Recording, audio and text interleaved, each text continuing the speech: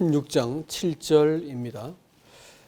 그러나 내가 너희에게 실상을 말하노니 내가 떠나가는 것이 너희에게 유익이라. 내가 떠나가지 아니하면 보혜사가 너희에게 오시지 아니할 것이요 가면 내가 그를 너희에게 보내리니 그가 와서 죄에 대하여 의에 대하여 심판에 대하여 세상을 책망하시리라. 죄에 대하여 함은 그들이 나를 믿지 아니하며 의에 대하여라 함은 내가 아버지께로 가니 너희가 나를 다시 보지 못하며 심판에 대하여라 함은 이 세상 임금이 심판을 받았음이라. 내가 아직 너에게 이를 것이 많으나 지금은 너희가 감당치 못하리라. 그러나 진리의 성령이 오시면 그가 너희를 모든 진리 가운데로 인도하시니 그가 스스로 말하지 않고 오직 들은 것을 말하며 장래 일을 너희에게 알리시리라. 그가 내 영광을 나타내리니 내 것을 가지고 너희에게 알리겠습니다. 무릇 아버지께 있는 것은 다 내 것이라. 그러므로 내가 말하기를 그가 내 것을 가지고 너희에게 알리시리라 하였노라. 조금 있으면 너희가 나를 보지 못하겠고 또 조금 있으면 나를 보리라 하니 내가 진실로 너희에게 이르노니 너희는 고가고 애통하게 했으나 세상은 기뻐하리라. 너희는 근심하겠으나 너희 근심이 도리어 기쁨이 되리라. 여자가 해산하게 되면 그때가 이르렀으므로 근심하나 아기를 낳으면 세상에 사람 난 기쁨으로 말미암아 그 고통을 다시 기억지 아니하느니라. 지금은 너희가 근심하나 내가 다시 너희를 보리니 너희 마음이 기쁠 것이요 너희 기쁨을 빼앗을 자가 없느니라. 오늘 이 본문의 말씀은 다락방 강화의 본론과 같은 부분인데 성령에 대해서 언급하고 계시죠. 근데 예수님께서 그렇게 모욕과 침뱉음과 십자가를 지시고 마침내 죽으신 것보다도 더 유익한 것이 있다. 성경은 그렇게 말을 합니다. 예수님보다 더 유익한 게 있다고요? 있다고 지금 주님께서 말씀하시죠. 그건 바로 성령이십니다. 왜 성령이 더 유익하냐? 유익하다고 하는 말은 함께 모은다, 함께 운반한다, 뭐 이런 뜻이라고 합니다. 그래서 예수님께서 우리를 아버지 있는 처소로 우리를 모으시는 것처럼 성령이 실제로 우리를 아버지 앞에 모으시는 일들을 하시기 때문에 우리한테 훨씬 더 유익하다 이렇게 말씀하고 계세요. 여러분, 이 성령이 그 예수님의 완성하신 구속을 근거로 사람에게 오셨고 아버지께서 이제 그 모든 것을 그 성령을 통해서 나타내 보여주셔서 아버지와 아들이 가졌던 이 하나님의 일을 우리 가운데 나타내 보이시고 아버지와 아들이 가졌던 그 사귐을 우리 가운데서 실증할 수 있는 분이 성령님이세요. 그래서 성령에 대해서 무지한 성도는 일단 형편없는 성도다 이렇게 말할 수 있겠습니다. 그리고 이 성령께서 이 성도들을 지금까지 예수님께서 가르치고 인도하시고 또 먹이시고 도우시고 다 하셨어요. 그래가지고 잘 배웠지만 이것으로는 안 된다는 거예요. 이것만 가지고는 부족하다는 거예요. 예수님께서 뭐라냐면 내가 떠나야 된다.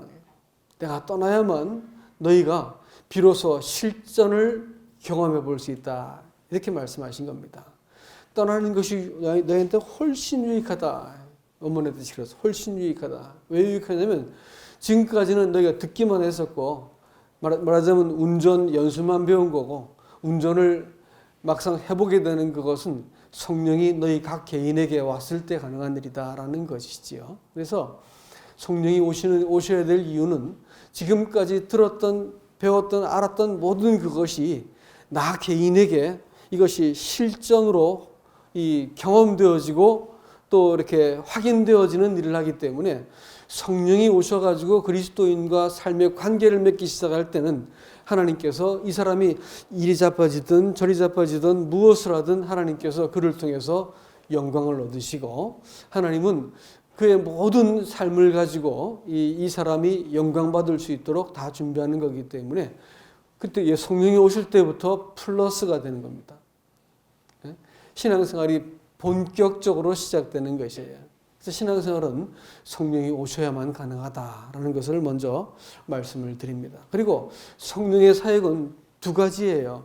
한 가지는 책망하시는 사역입니다. 또 한 가지는 위로하시는 사역이에요. 하나는 넘어뜨리는 사역이요, 하나는 세우시는 사역입니다.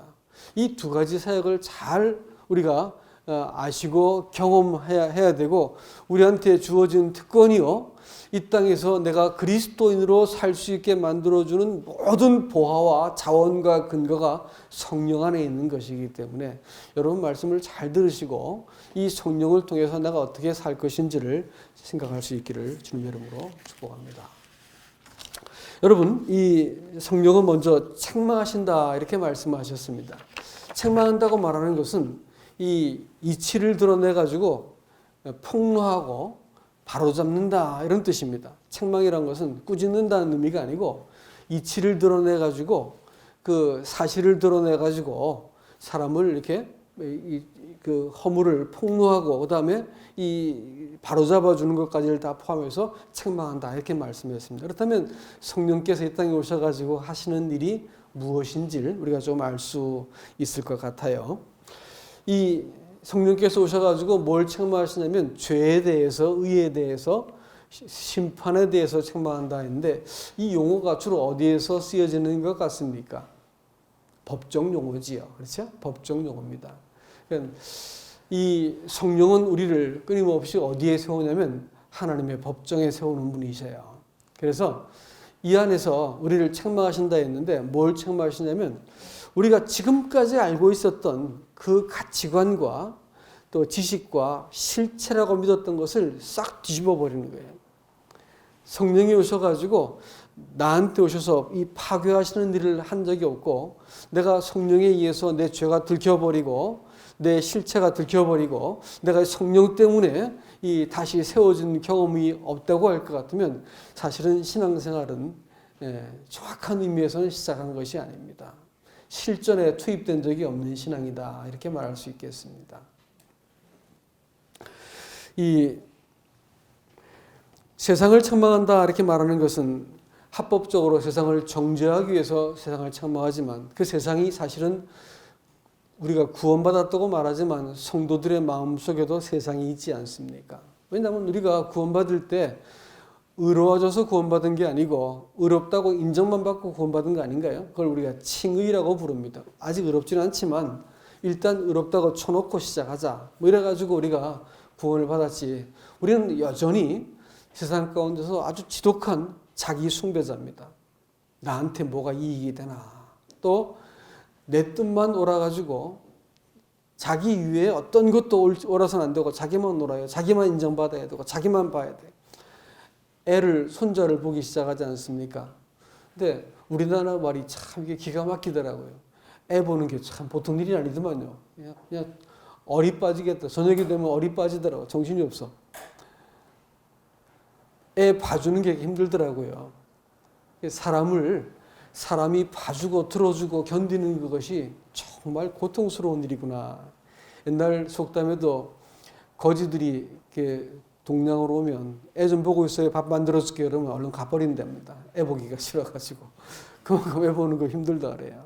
근데 아닌 게 아니라 끊임없이 자기만 받아라고 자기가 해야 되고 내가 싫어 그런 애를 달래가지고 이 아이를 설득시켜가는 모든 과정을 해야 돼. 이게 이제 애를 봐주는 거거든요. 애를 견뎌준다고 말을 하는 거죠. 성령이 말이지요. 우리 같은 사람을 이 형편없는 사람을 의롭다고 일단 불러놨는데 지금부터가 문제인 거예요. 그래서 예수님의 죽음으로 우리를 의롭다고 하셨는데 이 사람을 온전케 하시기 위해서 성령을 보내가지고 제일 먼저 하셔야 될 일이 뭐겠습니까? 네가 옳다고 생각한 거 다 그 거짓이다. 이거 먼저 말씀하셔야 돼요. 그래서 사람 속에 오셔가지고 사람이 의롭다고 생각했던 거 다 걷어내야 됩니다. 다 뒤집어 버리세요. 내가 의롭다고 생각한 거예요. 사람들이 내가 알고 있는 지식, 경험, 선한 일 이런 것들을 가지고 자기가 의롭다고 생각합니다. 그렇지만 조금 더 들어갈 것 같으면 기본적으로 내가 옳다라고 하는 전제가 있기 때문에 그런 것을 해가지고 내가 의롭다고 생각하려고 드는 것이에요, 사실은. 그러니까 사람은 근본적으로 자기한테 뭐가 있다고 생각해요. 내가 내 안에 좀 의롭고 선한 것이 있다고 믿는 믿음은 절대 포기하지 않습니다. 성도들도 마찬가지예요. 성도들이 구원받을 때도 일부러 하나님께서 아주 난코스로 사람을 돌리세요. 아세요? 무슨 뜻이냐면 사람이 구원받기 위해서는 딱 한 가지 조건은 풀어합니다. 그게 뭐냐면 사람이 썩을 죄인이 돼야만 구원을 받아요. 그래야지 은혜의 가치가 이해가 되기 시작합니다. 예수님께서 십자가에 죽었다는 얘기를 골몇 번을 들어도 그것이 나하고는 아무 상관이 없는 얘기거든요. 근데 내가 죄가 인식이 되기 시작하고 야 이거 해도 안 되는 죄인이구나. 어떻게 이런 인간이 있을 수 있지? 자기 자신에 대해서 이해가 되기 시작할 때 내가 하나님 앞에서 아무 낯짝이 없어지는 아주 형편없는 상태가 되어졌을 때 비로소 하나님의 은혜가 일방적인 구원이 마음속에 믿어지기 시작하고 주님 고맙습니다. 내가 아무 하나님께 드릴 말씀이 없는데 나 같은 사람을 구원하셨습니다. 이러면서 일단 시작할 때 백기통하고 시작하는 것이 구원이에요. 아시겠죠?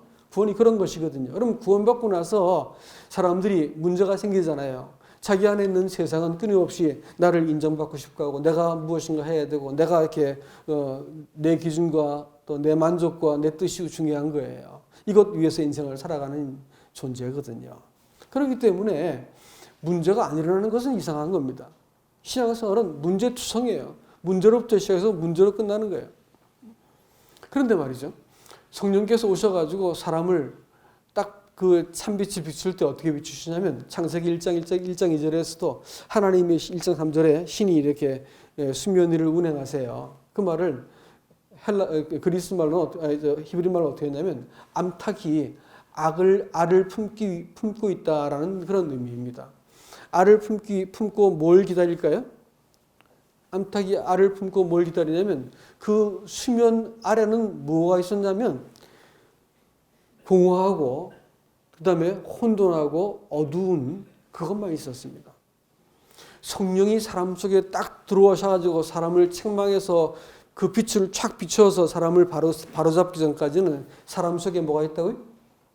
아무것도 없다고요. 사람 안에 아무것도 없다는 걸 깨닫는 건데 시간 얼마 걸리는지 아세요?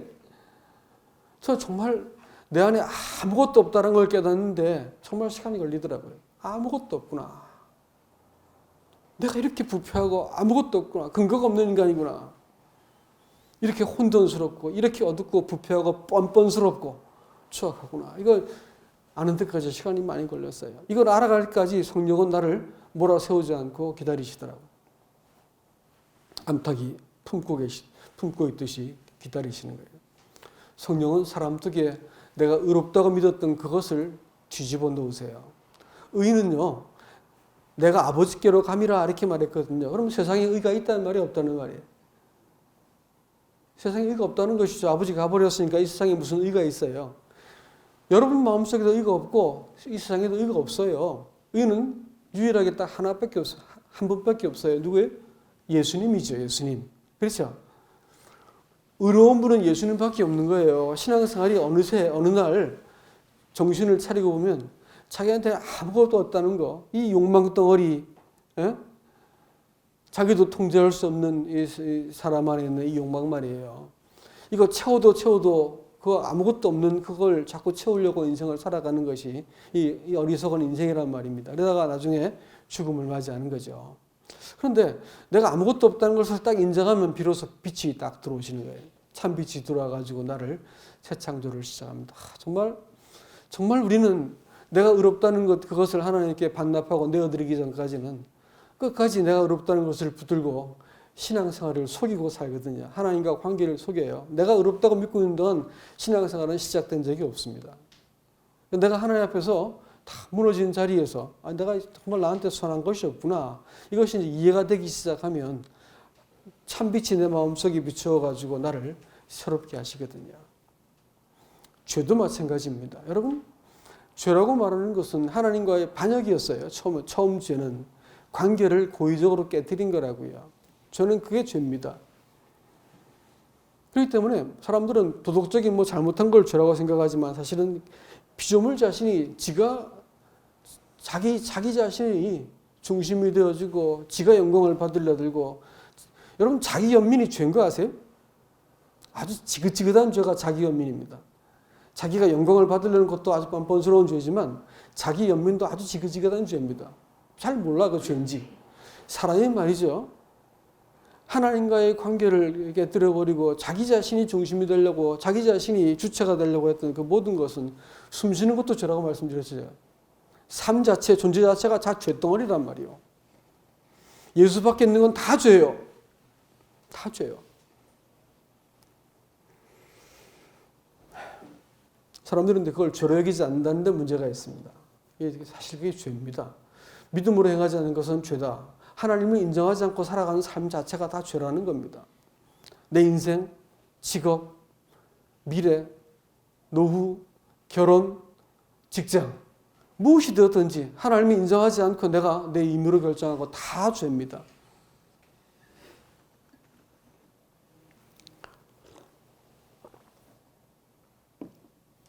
성령이 들어오시면 성령이 마음속에서 딱 빛을 비추시고 품고 있던 또 말씀드려요. 줄탁동시란 말 아세요? 줄탁동시. 이 알을 품을 때 알 안에서 스스로 이 병아리가 알을 깨고 나올 수는 없습니다. 때가 돼야 돼요. 때가 되면 부리로 톡톡 쪼면서 이렇게 알을 깨고 나오려고 듭니다. 그럴 때 이제 밖에서 보고 있던 어미가 여러분 나올 때 됐구나 싶어서 밖에서 톡톡 깨주는 걸 탁이라 불러요. 그러니까 줄탁입니다. 동시에 해가지고 그가 알에서 벗어날 수 있게 만들어준다 이런 뜻이지요. 하나님은 그때까지 우리를 품으시고 성령께서 우리의 이 어두운 마음의 수면을 이렇게 배회하시고 계셔요. 때가 되면 우리가 만나는 삶의 모든 한숨 나고 문제 있고 눈물 나고 부딪히는 문제는 딱 한 가지 목적이에요. 줄하라는 거예요. 줄. 이렇게 못 살겠다. 내가 나라고 말하는 이 딱딱하고 이 좁고 이 옹졸하고 치사하고 이 쫀쫀한 사람의 이 알 속에 갇혀 껍질 속에 갇혀 가지고 사는 거 괴롭다. 이게 보여지기 시작하면 주님 저를 도와주십시오. 이렇게 말을 하게 되거든요. 그때가 땐 겁니다. 그럼 주님께서 그때 그 사람에게 이렇게 개입하시는 거예요. 그 인생 가운데. 그럴 때 하나님이 그의 인생을 이 성령을 통해서 빚으시는 일들을 행하신다라는 것입니다.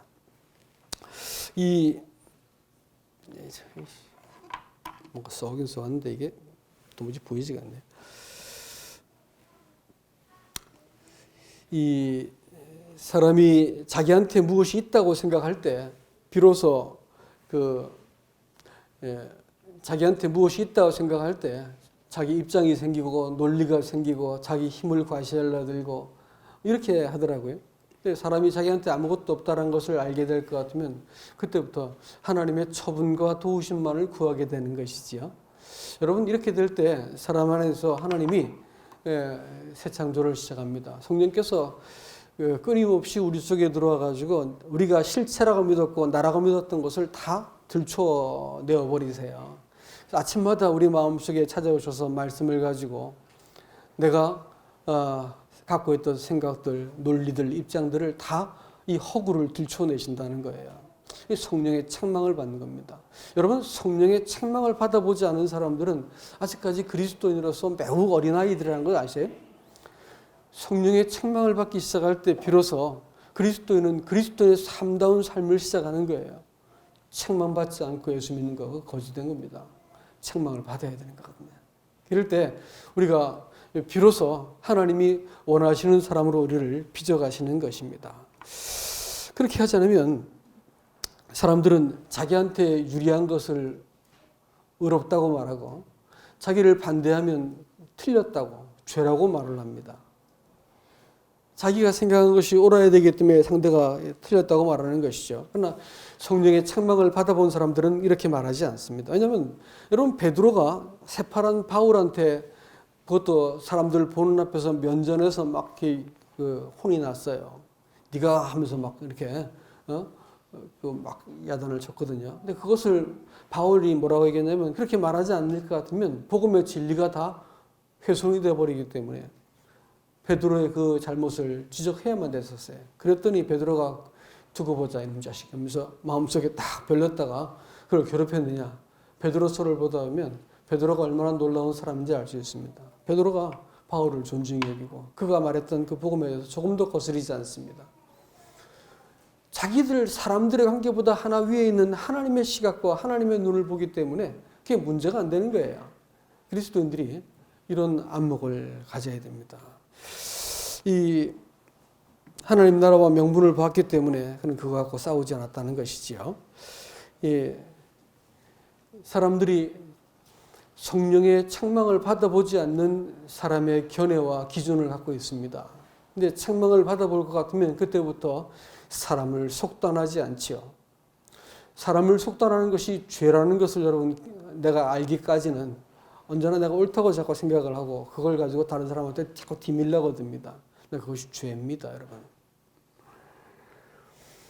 내가 갖고 있는 성령께 책망받지 않는 의와 성령께 책망받지 않는 내가 그 죄, 이걸 가지고 내가 하나님 앞에 설 것 같으면 우리는 반드시 하나님 앞에서 이 모든 사실을 진술해야 될 아주 불편한 일이 생길 겁니다.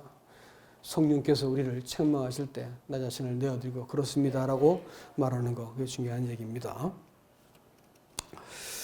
그 심판에 대해서도 그렇습니다. 여러분, 심판이라고 말하는 것이 세상의 임금이 심판을 받았습니다, 이렇게 얘기했습니다. 공중의 권세 잡은 자죠. 우리는 공중의 권세 잡은 자의 이 사주를 받아가지고 예수를 십자가에 못 박던 사람들고 그를 찌르는 사람들 가운데 한 사람이었습니다. 예수를 죽였으니, 하나님의 아들을 죽였으니 심판은 피해갈 수 없는 일일 것입니다.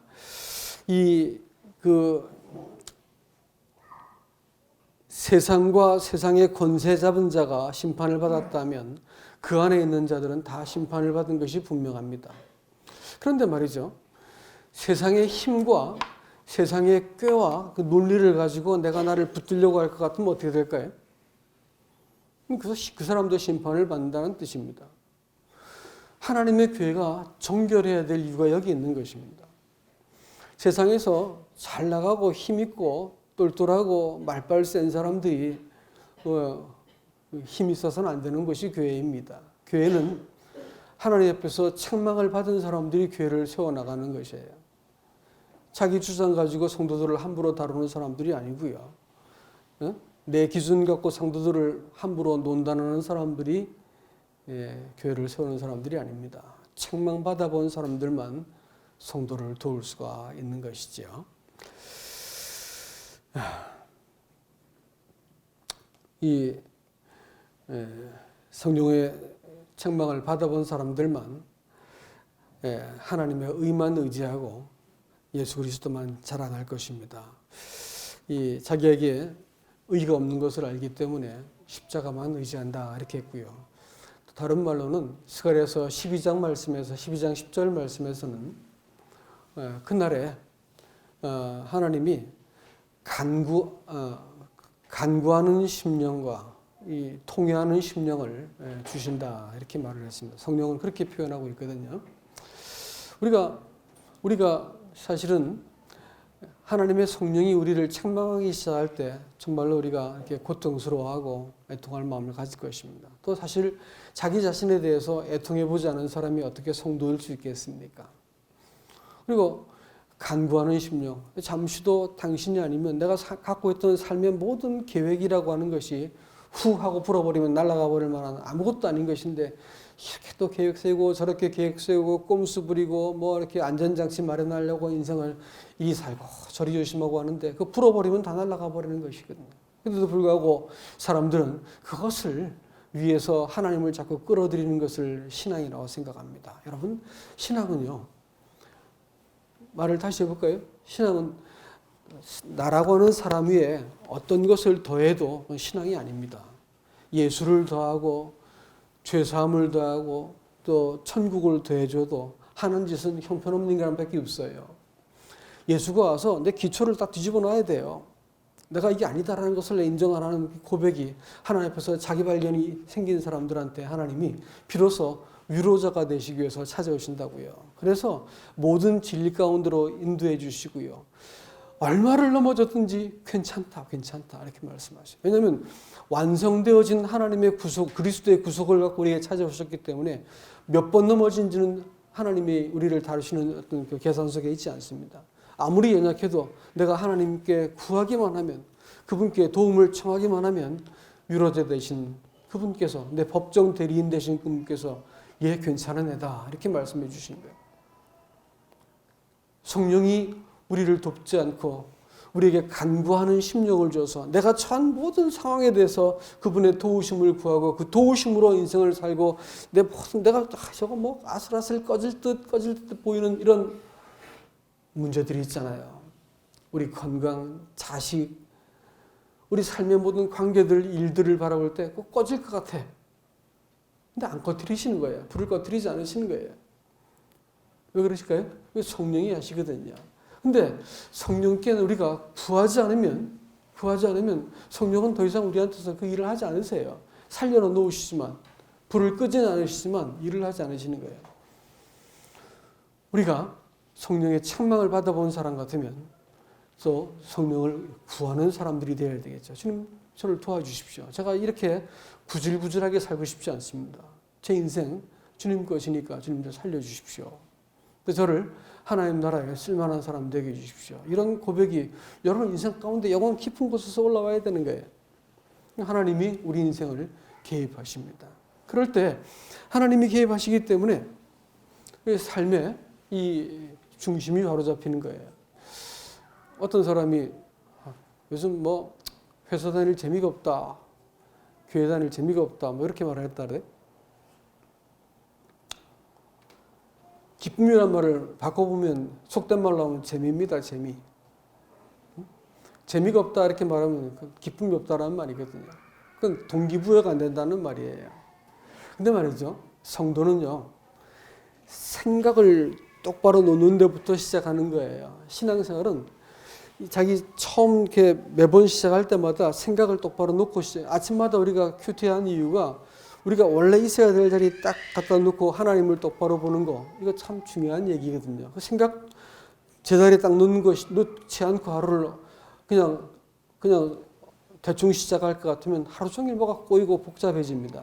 생각을 딱 바로 놓기 시작하면, 아, 주님, 내가 이 땅을 살아가는데 고난이 있다 말씀하셨지. 아, 과연 고난이 있구나. 또 주님, 나를 도우신다고 말씀하셨지. 또 내가 이 고난 받는 그것이 하나님 나라의 그 영광을 증명하기 위한 것이라고 했지. 이렇게 생각할 것 같으면 이 모든 문제를 바라볼 때 마음속에서, 아, 내가 지금 정상적으로 하나님 나라의 그 상속자의 수업을 받는 거구나 이러면서 내가 마음속에 기쁨을 빼앗기지 않는 거거든요. 근데 안 그렇게 그냥 막 하루를 얼렁뚱땅 시작하고 나면 문제를 만나고 주워 터지고 나면 이거 왜 이러지? 내가 구원받지 않았나? 나는 하나님께서 사랑하지 않나 봐. 이러면서 하나님 어디 계신 거야? 그리고 정신을 못 차리는 거예요. 신앙생활은 생각 바로 놓기예요. 처음부터 시작할 때는. 우리가 영적으로 죽었던 사람들 아니에요? 그렇죠? 근데 하나님의 성령이 오시는데 성령이 오시기 위해서 하나님께서 우리 영을 일깨워 세우시는 거예요. 사람의 영이 깨어나가지고 성령과 더불어 우리 마음속에 딱 자리 잡게 됩니다. 그래서 우리는 그런 구원을 받게 되었어요. 성령이 들어와 계세요. 우리 영이라고 말하는 것은 우리 속에 저 내밀한 사람을 결정하는 의지라고 말할 수 있습니다. 그러니까 내가 아침에 주님 하면서 내가 하나님을 향해서 머리를 들고 하나님을 향하는 것은 그래서 중요한 거예요. 내가 주님 것입니다. 이렇게 말씀드리고, 그리고 나서 성경은 우리에게 뭐라고 하냐면 너희 몸을 산제사로 드리라 이렇게 권면을 하세요. 몸은 뭘까요? 우리가 현실을 부딪히고 살아가는 이거 아닌가요? 이걸 하나님께 먼저 드리라 이렇게 말씀을 하고 있어요. 우리가 성령이 들어와 계시니까 몸을 먼저 드리라 이렇게 말씀하신다고요. 그렇게 해야만 그 다음 단계가 쉬워져. 그 다음 단계는 마음을 새롭게 해서 변화를 받으라 이랬거든요. 마음을 새롭게 해서 바로 그 마음을 얻고자 하는 것이 하나님의 구원의 목적이에요. 하나님의 구원은 전인격이거든요. 영을 구원하는 것이 아니에요. 영만 구원해가지고 귀신 같은 사람 만드는 게 아니고 우리의 전인격을 얻는데 그 중에서도 우리 마음입니다. 사람의 마음을 얻어내기 위해서 주님께서 이 구원의 과정을 복잡하게 하셨어요. 길게 만들어 놨다고요. 그래서 어느 날 우리 마음으로 하나님을 사랑하고 하나님의 책망에 내가 고개를 숙이고 또 하나님을 의지하고 주의 성령이 나를 대신해서 말씀하고 인도하고 또 살아내실 수 있는 그 삶을 살기 위해서 우리 마음을 새롭게 하는 책임은 누구한테 있을까요? 그거 나한테 있어요. 나한테. 성령께서 그렇게 해주지 않으세요. 절대로. 내가 해야 되는 거예요. 그렇게 하기 위해서 뭘 하라는 거예요? 몸을 들여라라는 것입니다. 그리스도인이 신앙생활이 우선순위가 안 잡혀 있으면 두 번 볼 것도 없습니다. 완전히 뒤죽박죽입니다. 신앙생활이라 왜 우선순위가 중요하냐면 하나님께 시간을 떼어내가지고 하나님 앞에 내가 대면하는 시간을 갖고 하나님 것을 내가 우선시하는 것을 갖지 못하는 이 기본 육체를 사용하는 몸뚱아리를 사용하는 이 우선순위가 갖춰 있지 않으면 마음을 새롭게 할 수가 없기 때문에 그렇습니다. 마음을 새롭게 할 것이 없으면 내 영혼에는 저 깊은 곳에 있어서 영혼은 이 성령은 탄식만 하세요. 고통스러워가지고 탄식하신다고요. 신앙생활이 성령의 탄식만 받고 살 수가 없잖아요. 내가 내 몸을 가지고 우선순위를 딱 드리기 시작할 때 내 마음이 새롭게 되는 거예요. 순서가 마음이 새롭게 해서 몸 드리는 게 아니에요. 몸을 드리고 나서 마음이 새로워지는 거예요. 아시겠죠? 이 순서입니다. 내 시간을 드려야 돼요. 교회 나오세요. 죽어도 교회 나오시라고요. 교회 쓰고세요. 장사 치러줄게. 성경을 보시라고요. 작정하고 보시라고요. 그 말씀이 내게 뭐라 말씀하신지 내가 대답하기 전까지 성경 안 닫겠습니다. 성경을 보세요. 이렇게 우선순위가 정해지고 나면 마음이 새로워지는 겁니다. 마음이 새로워지면 하나님의 성령께서 전인격적으로 나를 다루실 수 있는 거예요. 예? 하나님의 성령이 너희 기쁨을 아무도 빼앗을 수 없다 했어요. 해산의 고통이 크지만 아이를 얻는 그 기쁨 때문에 해산의 고통은 아무것도 아닌 것을 알기 때문에 우리가 그걸 감내하는 거 아닌가요? 그렇습니다, 여러분. 하나님의 성령이 우리 안에서 이 새 생명으로 다시 일어나고 벌떡 우리를 세울 수 있는 이 놀라운 경험하지 않고 인생을 버티기 하고 성령은 말할 수 없는 탄식으로 우리를 견디다가 나중에 부끄럽게 주님 대면하지 마시고요. 우리 삶의 우선순위를 먼저 가져가시기 바랍니다. 이게 정해지고 나면 생각을 제자리에 딱 갖다 놓고 시작하면 내가 부산하던 내 삶의 어떤 그 환경이나 일들이나 막 쫓기던 것들을 딱 제자리에 놓고 시작하는 거예요. 우리는 그런 사람들이 되었다는 것이에요. 성령을 내가 떠나는 것이 너 유익이다. 왜요? 성령 남겨놓기 때문에. 남겨놓은 성령을 아무도 안 쓰는 거야.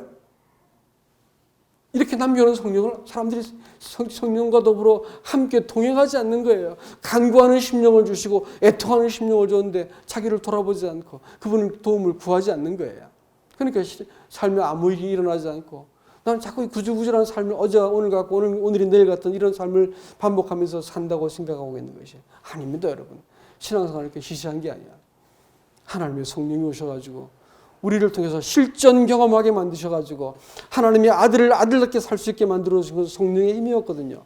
하나님의 성령이 기름 붓듯 하셔가지고 그분으로 하여금 이 일들을 다 감당케 하셨으면 오늘 우리가 다 작은 예수가 되어 살도록 하시기 위해서 그 바로 성령을 주셨는데 이 성령이 우리의 삶을 되돌아보게 만드시고 교정시켜버리시고 밑바닥을 들추어내셔가지고 아 내가 지금 의롭다 믿은 것이 의로운 것이 아니구나. 내가 옳다고 생각한 것이 옳은 것이 아니구나. 이거 인정하도록 우리를 인도할 때까지 하나님께서 하나님의 성령은 포기하지 않으세요. 왜 문제가 자꾸 일어나는지 아세요?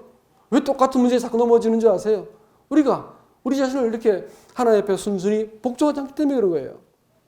성령은 우리를 뒤집어야 돼요. 네가 알고 있는 거, 네가 옳다 믿는 것, 그 거짓이다. 그거 실체가 없다. 그 아무것도 없는 거다. 그거 붙들고 네 인생은 허비하지 말아라. 이렇게 말하는 거예요. 성령이 들어오실 때 비로소 창조의 첫날이 시작됩니다.